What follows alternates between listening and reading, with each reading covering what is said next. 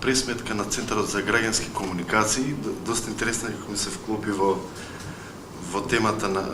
за која ќе се дискутира денеска, тоа е дека тие пресметале дека секој граѓанин со просечната плата во нашата држава издвојува дневно по 464 денари на име даноци, придоноси и така натаму, кој што ги дава на државата, или годишно пресметката е околу од просечната плата 167.000 денари, од прилика граѓаните и даваат на државата. И тоа е вредност од која што нормално граѓаните очекуваат повратно да добијат дали уште поголема вредност или некаква услуга во оваа вредност која што треба да обезбеди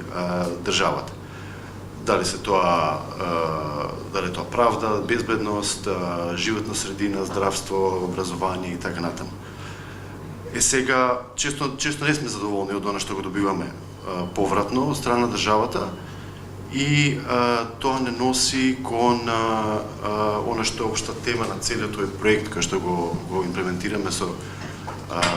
кој што го имплементира Институтот за демократија и Центарот за економски анализи, е финансирано од Европската унија, тоа е проценката на влијанието на регулативата. Тоа е една теоретски гледано на хартија фантастична алатка, одличен процес, ако теоретски чисто го гледаме, како е поставен, како е замислен, кој што баш тоа треба да ни го овозможи како ефикасно државата и општеството ги користи ресурсите со цел да произведе што е можно поголема вредност за граѓаните, во насока да се обезбеди благосостојбата, економскиот напредок и така натаму на целото општество.